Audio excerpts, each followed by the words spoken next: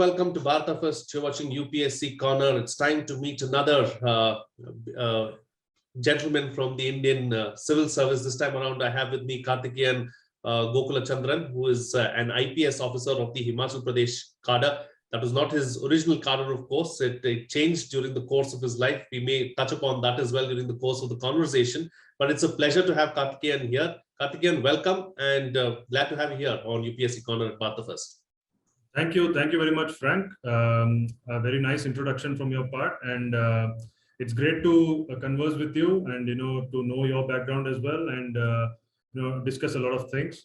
I'm sure our conversation is going to be helpful for the aspirants and also people who are aspiring to get into the job and dream big. Wonderful. An impressive profile, I must say. There is nothing that you've not achieved, looks like, in life. But from being an athlete and a very good one at it, to being in the medical sciences and then deciding to pursue a career as an Indian police officer, what made you go down that road? I would say, I started off, I did my graduation in dentistry. So during the course of my studies, I was I felt that I can definitely achieve more because I did well in my academics, I did well in my sports, I represented the university in cricket and all sorts of things. So there was a lot of backing from my teachers and my parents. So I definitely felt I believed in myself all throughout the journey during my graduation, and especially towards the end of my graduation. I was having a dilemma whether I should probably pursue dentistry, go abroad and do it, because a few of my relatives are also there. So at the end of the day, I took a call that studying abroad, it would involve the same amount of energy and it would require the same amount of dedication. So I finally felt that it was a good course of action if I go towards UPSC. I was also motivated by the fact that my dad is also an IPS officer. So he's from the same service. He's from the IPS. So I've seen him all throughout. So that helped me, of course. So somewhere along the way, what kind of tips did you get along, with your dad and maybe his friends as well, as far as the Indian Police Service is concerned, and how much did that play on your mind when you thought of a career in the Indian Civil Services? Of course, you're absolutely right, because when you have a background, that is, when your dad has been in that field and you are aspiring to be in that field, a lot of your peers and a lot of your dad's colleagues are always going to look at you. Okay, fine. So you're going into that field. So there's a lot of pressure.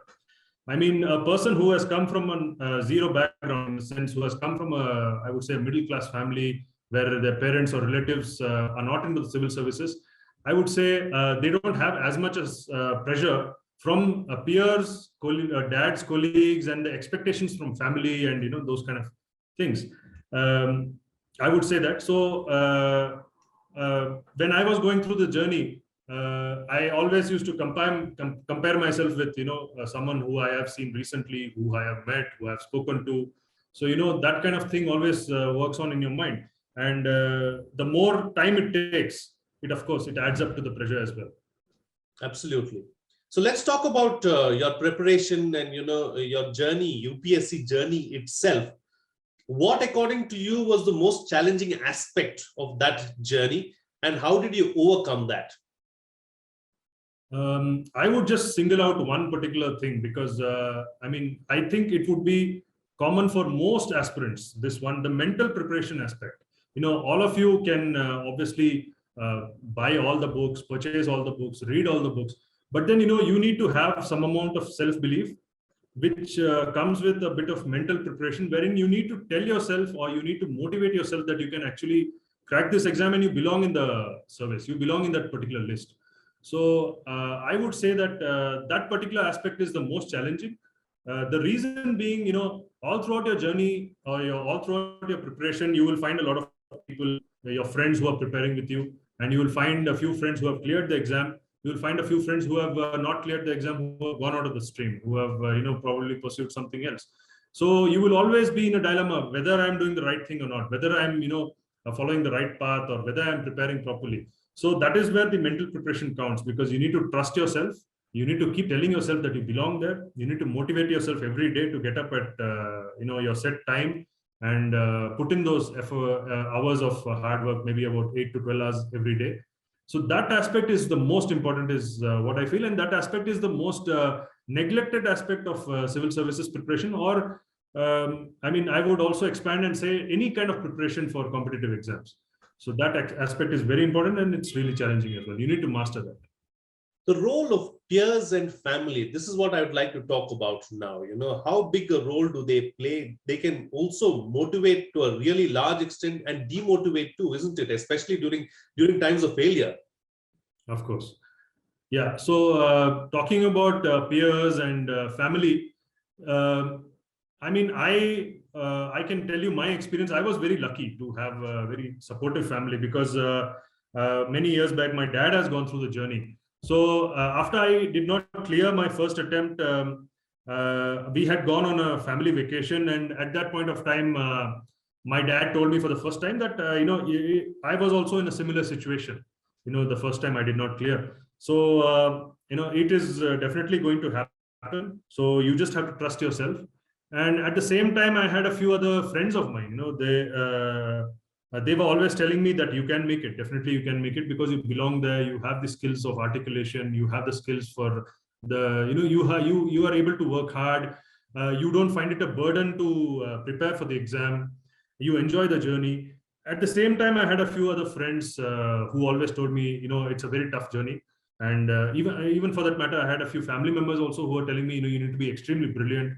It's an inborn talent which someone possesses. I mean, not everyone possesses that. And you should probably think about doing a post graduation instead of going down this path. So you need to balance it out. You need to be really practical about this. I would say during the initial part of our journey, during the initial part of our preparation, we should trust ourselves. I mean, there is no reason why you should not trust your journey, or why you should not trust the path you're taking. I mean, after a point of time, you should set a limit, probably maybe 3 attempts or 4 attempts. Then you should probably think about what you are actually going to do if this does not clear.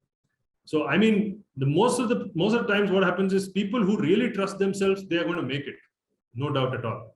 And you would not come to the extent of trying to take that difficult decision. So that's what I would say. I mean, that's how family and friends help.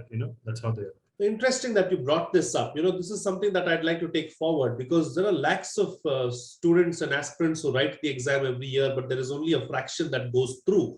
So is it good to have a plan B? What is your thought on that? I mean, first I would tell you what I did, and then I would probably say what is my thought on that. I mean, to be very honest, I never had a plan B. Okay, so the fear of failure was so much that I had to motivate myself every day. It was rather a push factor, wherein I had to, if I were to go down that thought process of what I would do if not this exam. That was a really big, deep dark well, which it was very difficult for me to contemplate what is going to happen. So, that itself, whenever my mind goes towards that thought process, I used to tell myself, no, you're going to make it in this exam. You're going to crack this exam. So I used to continuously motivate myself in that way. Again, my thought process, my opinion about this is, people should definitely have a very good stream in their graduation. It would be better if they are, if they do a professional course like medical or engineering, or, at the same time, when you're preparing for your civil services exams, you're going to have similar exams which are at par. I would say something like an IIM, or you do, a CAT, okay, or you do something, you want to write a GMAT or a GRE or something like that and probably go abroad. So, I mean, these are exams which are somewhat at par. You should not settle for anything less if you're aspiring for civil services. And if you're going to prepare for civil services, you should also prepare for these exams, which will definitely help you if you don't make it in the civil services. I think that's a very, very good tip, because it then keeps you on your toes. You know what to expect, and you know how to deal in situations when you're put in similar kind of situations at the end of the day. Wonderful. Yeah, that's a great tip. So now, another point, another aspect that I want to touch upon, that you touched upon earlier, about how this is a long process. It is a marathon, and it's not a 100-meter dash. So how do you stay motivated? Because at some point in time, you're bound to be bogged down. So how do you lift yourself up and how do you stay motivated? Here again, I would say the very first attempt a candidate gives, they are going to be overconfident. That's what happens to most of the candidates. I have seen them. Even I was very overconfident. I'm sharing you my journey, sharing you the process I went through. So I was very overconfident, thinking I would definitely make it. So I made it in my third attempt, but in my first attempt, I was thinking, yes, no doubt at all, I'm going to make it. But then I missed out by around 2 marks. So that's when reality hits you. You start thinking, okay, what are you going to do for the next 1 year? So that's where motivation really counts. So a lot of people have a lot of different ways of motivating themselves. Not just with preparation, I would say with life itself. Some go into spirituality, religion. They believe in God, destiny, and things like that. Some would rather read books of about self-improvement. So that's how they motivate themselves. Some others would look up to an icon, someone who's made it big in life, a sporting icon, or something like that. Someone else would probably read quotes, and at the end of all of this, all these people are at the end of the day going to do a lot of self-talk. So they're going to keep telling themselves repeatedly, whatever you want to achieve, a person who is actually going to achieve it is going to have a lot of positive self-talk. So that's what matters, I would say. Having a lot of positive self-talk, telling yourself every day before you sleep, after you get up in the morning, or rather just before you start preparing for the day, you keep telling yourself that, you tell your name, you're going to say that, okay, fine, I'm going to make it. This is the journey. I'm going to be the first ranker. So that's how I think you should probably go through the process. I would just share a quote. I used to listen to a lot of music, rock and things like that. So, I was really fond of the song, The Eye of the Tiger. So, I used to listen to that song and then, read the Rocky Balboa quotes. Every champion was once a contender who refused to give up. So, I used to do that every day, and that probably helped me sail through. Good to hear that. Good to hear that. And, is that side still alive? The rock version of Karthikeyan, the guitarist. I know that you're a trained guitarist and you've completed quite a few levels as well. So you must be damn good at what you do. So is that side still alive? Oh yes, I go back home. I make sure I don't take office work home. I go back home and I practice my music and I try to improve myself every day. So that's what I think. That's what keeps me motivated throughout the day. You do your office work. You compartmentalize your day, you do your work in the office, finish your work, go back home, you have something else to look up to. You finish your work at home and then the next day you have something else to look up to in your office. So that's, I would say that helps me keep going.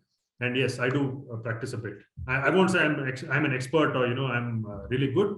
I satisfy myself, I keep myself happy. That's what is important. I think you're being too humble here, because I know that you've completed quite a few certifications and I know how difficult those certifications are to complete. So you must be pretty damn good at what you do. But anyways, I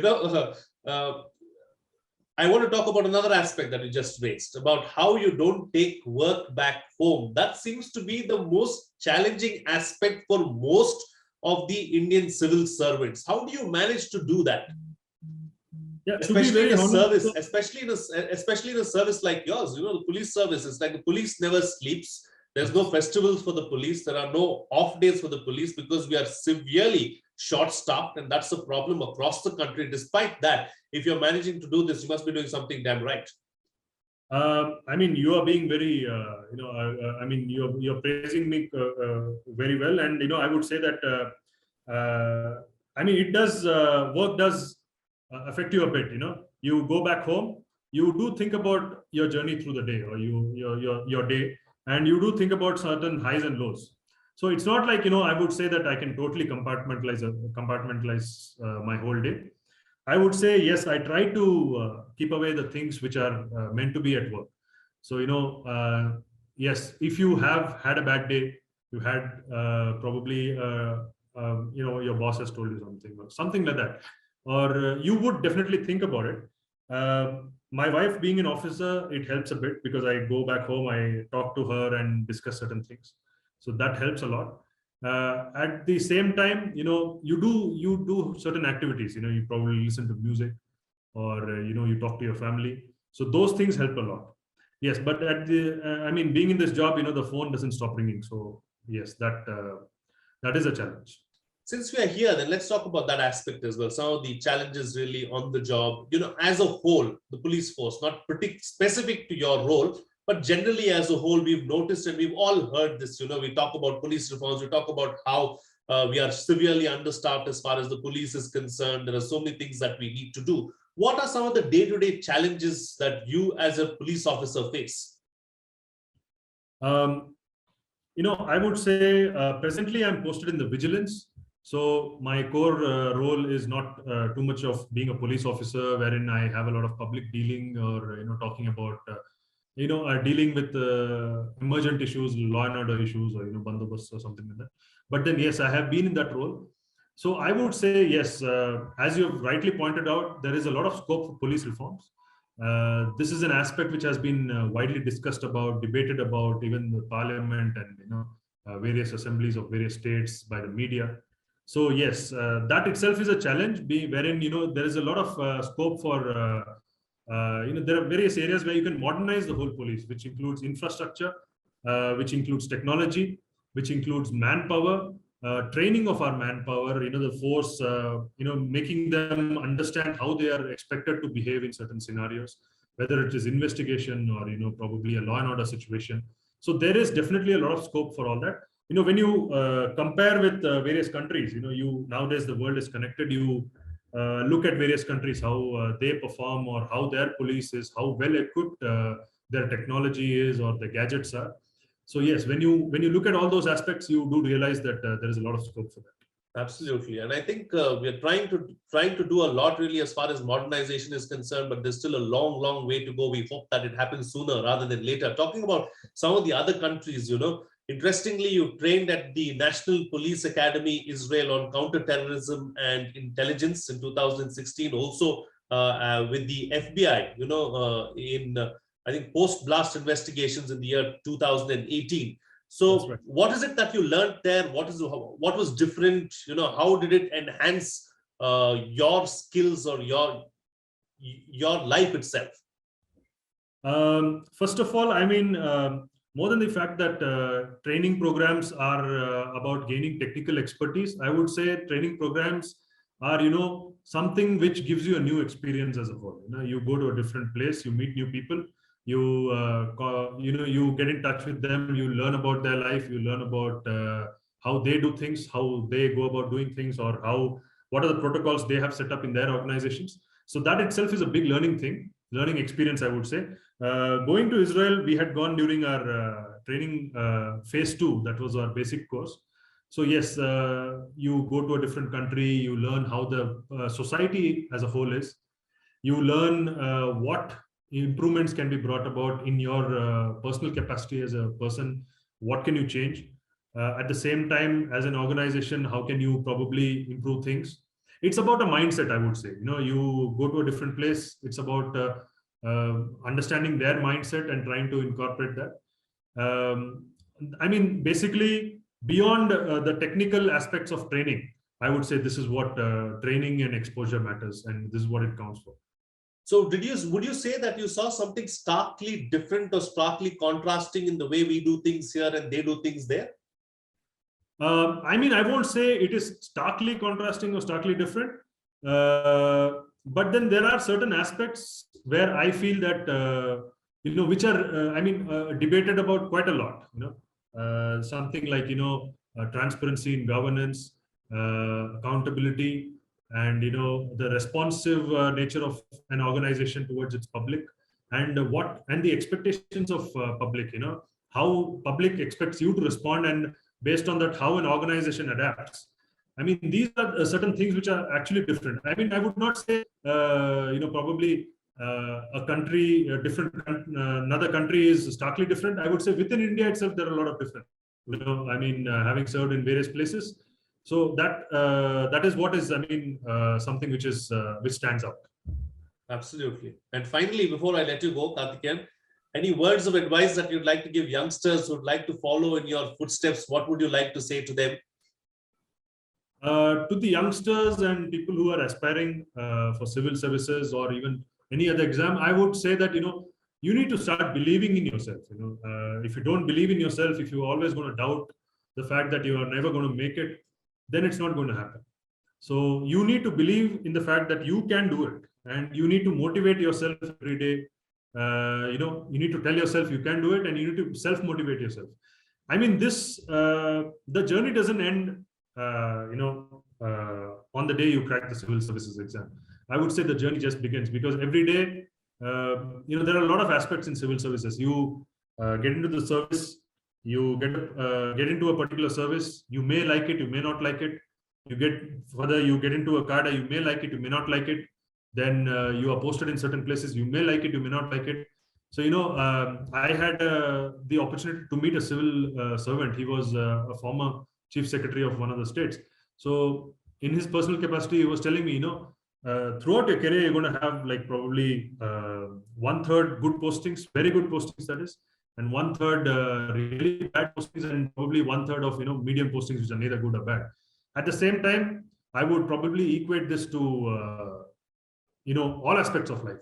Everything is not going to be smooth sailing. So, you're going to have a lot of ups and downs. You need to challenge yourself, motivate yourself to the challenges.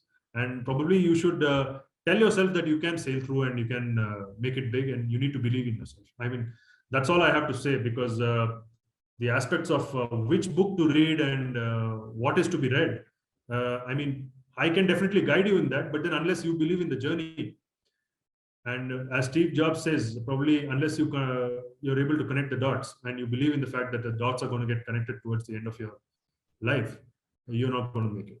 Absolutely, very well said. Because at the end of the day, we live in an era where the data, where the information is all the same, and we all have access to it.